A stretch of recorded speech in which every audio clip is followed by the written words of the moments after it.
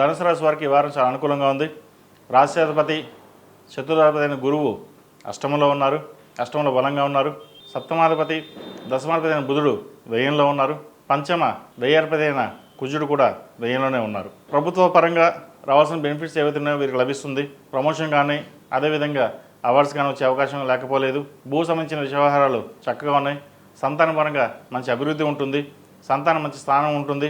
అదేవిధంగా సంతానం కోసం మీరు చేసే ప్రయత్నాలు ఏవైతే ఉన్నాయో అవి ఫలిస్తాయి. విద్యా విషయం చాలా అనుకూలంగా ఉంటుంది. వివాహం కాని వారికి వివాహ ప్రయత్నాలు అనుకూలంగా గోచరిస్తోంది. వ్యాపారంలో చిన్న చిన్న ఇబ్బందులు ఉంటాయి, అవన్నీ పట్టించుకోకుండా మీ అడుగులు వేయండి, మంచి ఫలితాలు సంప్రాప్తిస్తాయి. ద్వితీయ తృతీయమైన శని చతుర్థంలో ఉన్నారు. అర్ధాష్టమ శని నడుస్తోంది. అర్ధాష్టమ శని నడిచినా కూడా శని బలంగా ఉన్నారు. వీరికి చేసే పనిలో ఏ ఆటంకం లేకుండా ముందుకు సాగడం జరుగుతుంది.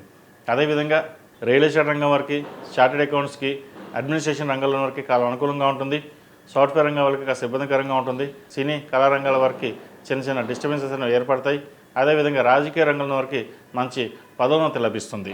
ఈ రాశిలో జన్మించిన విద్యార్థులకు కాలం అనుకూలంగా ఉంది. విదేశీ సంబంధించిన విషయ వ్యవహారాలు సానుకూలపడతాయి. విదేశాల కోసం చేసే ప్రయత్నాలు అనుకూలంగా ఉంటుంది. ఇక్కడ ఉద్యోగం కోసం చేసే ప్రయత్నాలు ఏవైతే ఉన్నాయో అవి కలిసి వస్తాయి.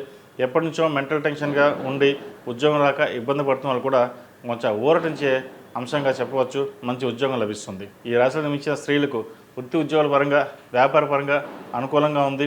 ఊహకి అందన్న విషయంగా ఒక శుభవార్తను వింటారు. వివాహ ప్రయత్నాలు చేసుకునే వారికి మంచి సంబంధం కుదురుతుంది. అదేవిధంగా పునర్వివాహ ప్రయత్నాలు చేసుకునే వారు కూడా కాలం అనుకూలంగా ఉందని చెప్పవచ్చు. ప్రయాణాలు ఎక్కువగా చేయవలసి వస్తుంది. ప్రయాణాలు కూడా లాభసాటిగా ఉంటాయి. వీరికి రాష్ట్రాధిపతి చతుర్థాధిపతి గురువు అష్టమంలో ఉన్నారు. అష్టమంలో వీరికి బలంగా ఉన్నారు. దూర ప్రాంత ప్రయాణాలు కలిసి వచ్చే విధంగా గోచరిస్తోంది. ఈ రాశివారు ప్రతిరోజు ప్రతినిత్యం ఓం నమః శివాయతో దీపారాధన చేయడం, అదేవిధంగా కుబేర కుంకుమతోటి అమ్మవారిని పూజించడం చెప్పదగిన సూచన. ఈ రాశిలో జన్మించిన వారికి కలిసి వచ్చే సంఖ్య 4, కలిసి వచ్చే రంగు తెలుపు. ఏదైనా పని మీద బయటకు వెళ్ళేప్పుడు సోమవారం కానీ బుధవారం కానీ వెళ్ళండి, మంచి ఫలితాలు సంప్రాప్తిస్తాయి.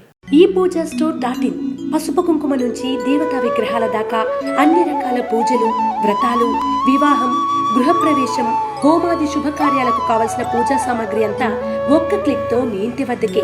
నేడే ఆర్డర్ చేయండి మీ ఈ పూజా స్టోర్.in లో.